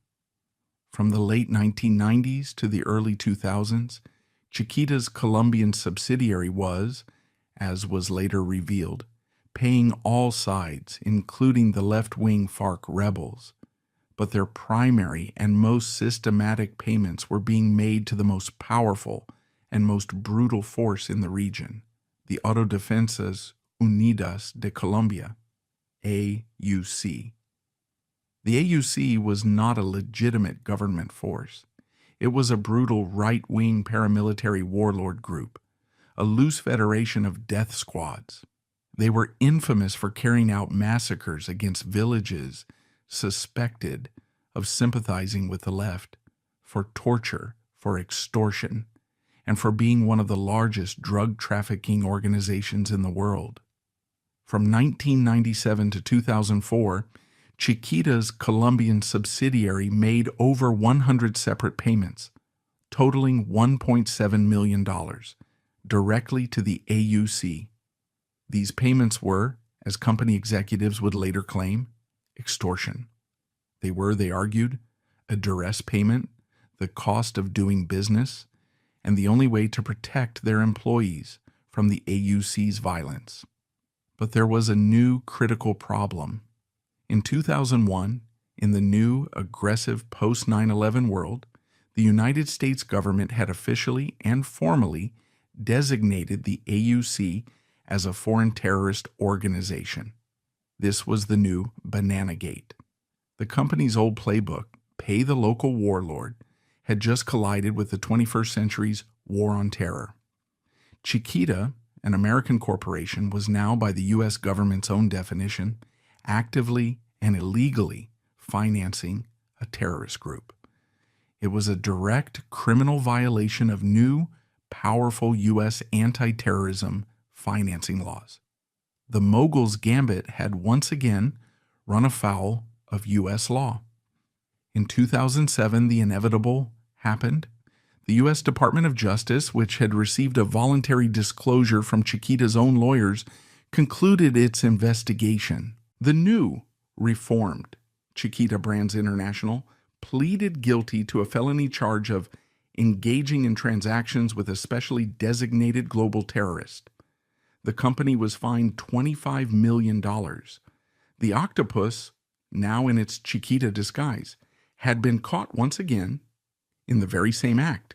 It had traded the banana massacre for the Guatemalan coup.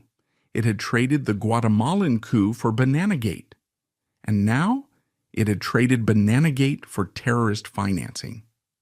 The dark past, it seemed, was not just history. It was a permanent and criminal business model.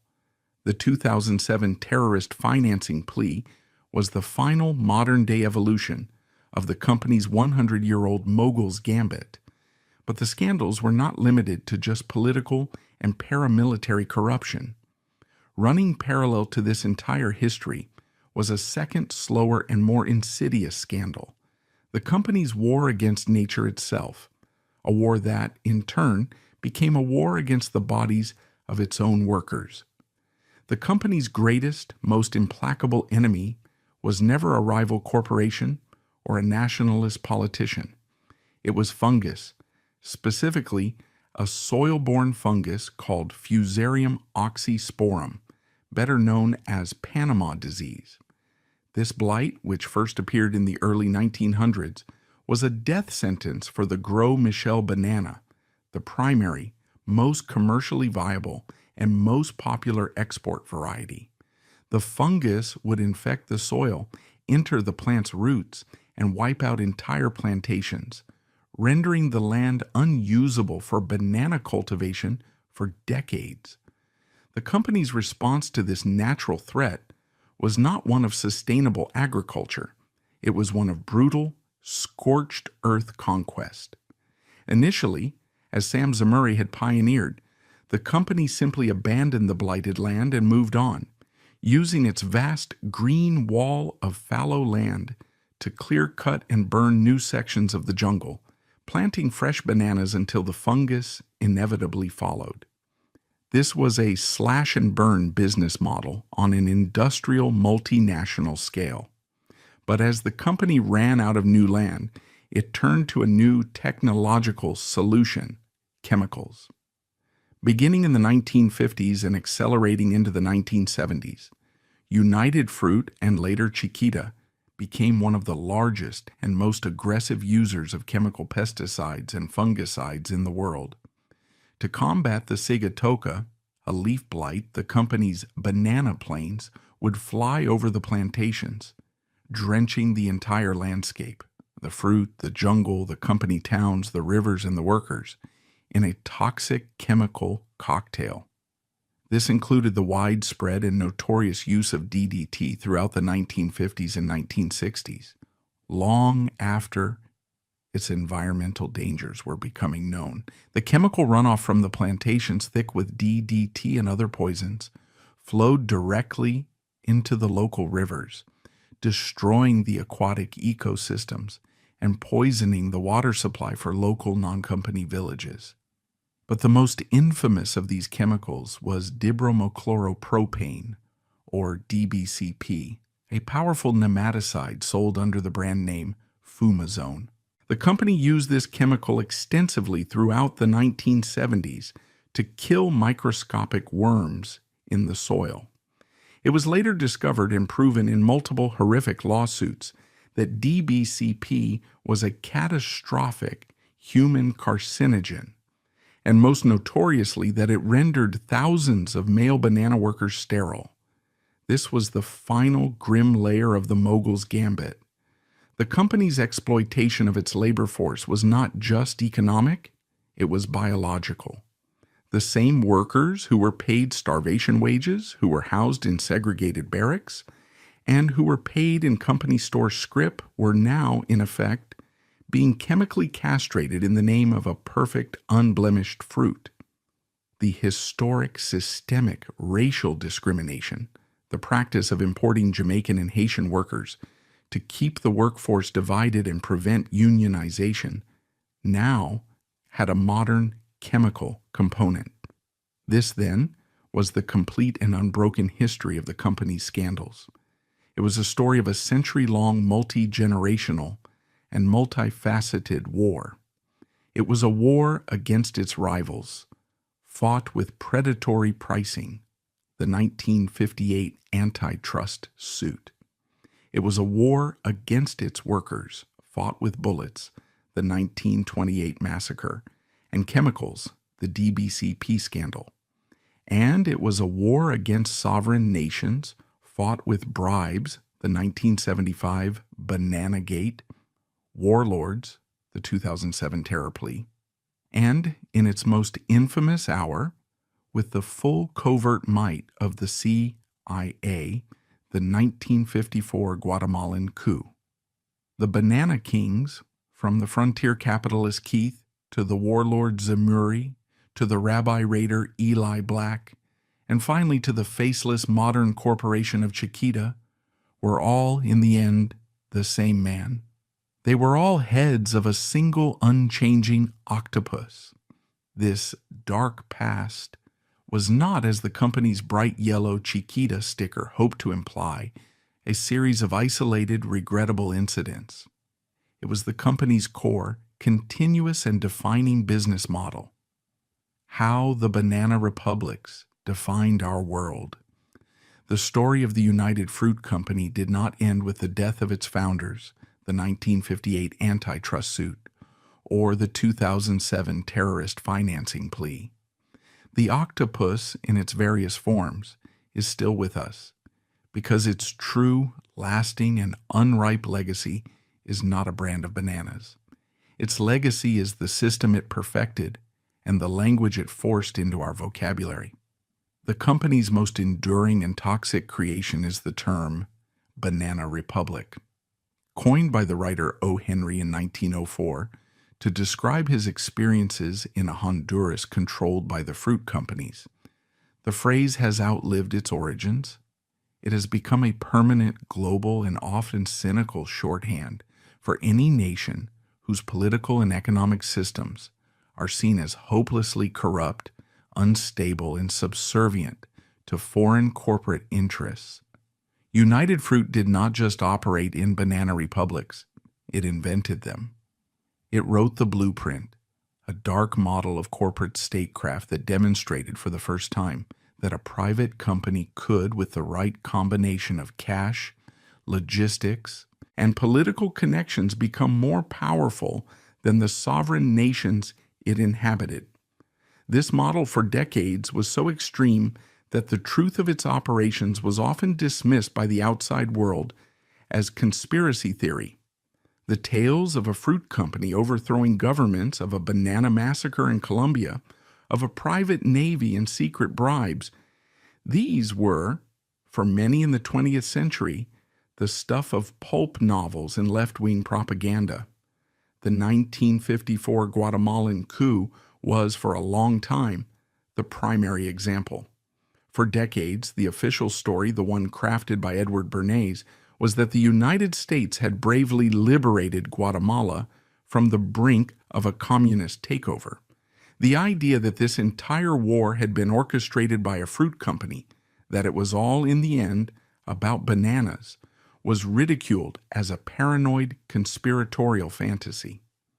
The National Security Archive at George Washington University, beginning in the 1990s, would, through a series of relentless Freedom of Information Act requests, finally prove that the conspiracy was, in fact, the truth.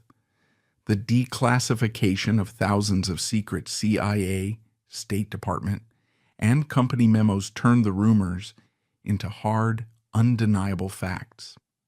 The declassified record is not subtle. It is a smoking gun.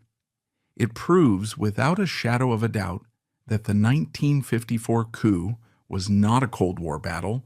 It was a corporate bailout. The conspiracy was, in reality, a grotesque and incestuous conflict of interest. The declassified documents confirmed that Secretary of State John Foster Dulles, the man who ran America's foreign policy, was also the senior law partner at Sullivan and Cromwell, the firm that had personally drafted United Fruit's lopsided 1930s contracts with Guatemala. The documents confirm that his brother CIA Director Allen Dulles, who orchestrated the coup, was not just a former Sullivan and Cromwell partner, but had also sat on the board of a UFC-linked holding company. The historical record is now clear. The conspiracy was that the deep state was not, in this case, separate from the corporation. They were the same people. The octopus and the U.S. government's foreign policy arm had in that moment become a single fused entity. This is the first and most chilling part of the company's legacy. It set the precedent. It proved that it was possible for a private American corporation, through a combination of sophisticated lobbying and manufactured public panic, to successfully deploy the full covert might of the Central Intelligence Agency to destroy a sovereign democracy, plunge a nation into a 36-year genocidal civil war, and do it all for the sole, express purpose of protecting its tax avoidance schemes and its unused fallow land. This was no longer a theory. It was a declassified historical fact, a model of power that would be replicated in different forms across the globe for the next half-century.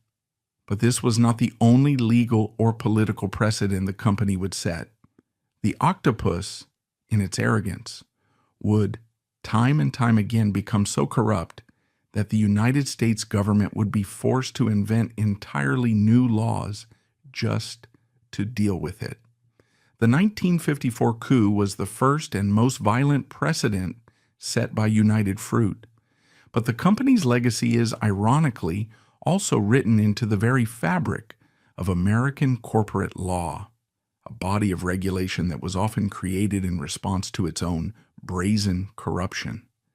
The 1958 Antitrust Consent Decree was a landmark. It was the U.S. government, for the first time, successfully challenging a corporation's right to operate as a total, vertically integrated monopoly in a foreign land. The decree, which forced United Fruit to divest its railroad, the IRCA, and, most bizarrely, to carve a new competitor out of its own body, an act which would lead to the creation of its rival, Del Monte Fresh Produce, was a legal acknowledgement that the octopus model was a threat to free market capitalism itself. But the company's most specific legal legacy came 2 decades later. The Bananagate scandal of 1975, which culminated in the suicide of CEO Eli Black, was not just a media spectacle. It was a legislative catalyst. The public and Congress were so shocked by the sheer blunt force reality of an American CEO wiring a $1.25 million bribe to a Honduran president to lower a banana tax that the government was forced to act.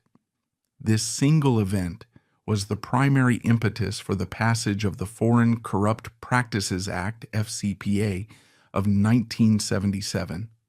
This landmark law, which is now a central, powerful, and feared pillar of global commerce, made it a federal crime for an American corporation to bribe a foreign official. The dark past of United Fruit was, in effect, so toxic that an entirely new branch of American law had to be invented just to deal with it. Even the company's most recent scandal, the 2007 terrorist financing plea, set a new modern precedent.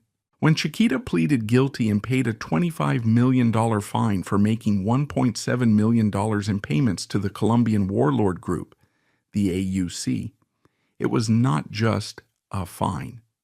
It was a new, post-9/11 legal boundary.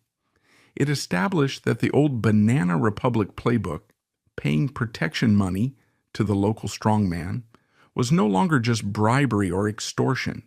It was now, in the age of the war on terror, the federal crime of financing a designated terrorist organization. This criminal plea, however, opened a new and even more complex chapter, which continues to this day. The $25 million fine was paid to the U.S. government. But what about the victims? Almost immediately, thousands of Colombians, the families of farmers, trade unionists, and villagers who had been tortured and massacred by the AUC during the period Chiquita was funding them, filed a massive civil lawsuit against the company in U.S. courts. This is the final and most unripe part of the company's legacy. These lawsuits, which are still being litigated, became a central battleground for one of the most important human rights questions of our time. Can a multinational corporation be held civilly liable in its home country for human rights abuses it commits or aids and abets in a host country? This question, part of the complex legal battles surrounding the Alien Tort Statute, is the same one being asked in cases like Kiobel versus Royal Dutch Petroleum, Shell. Chiquita's dark past in Colombia is once again not history. It is a living precedent-setting legal case that will help define the future of global corporate responsibility. The octopus, now known as Chiquita, still exists, but its true, lasting creation is the world it left behind. It created the very language of corporate corruption, the Banana Republic, and forced the U.S. legal system to create the very laws needed to fight it. Its legacy is the blueprint for the corporate no-control state, a system of such vast power that it could, at its peak, wage a psychological war, deploy the CIA, and overthrow a democracy, all, in the end, to protect its profits from a small yellow fruit.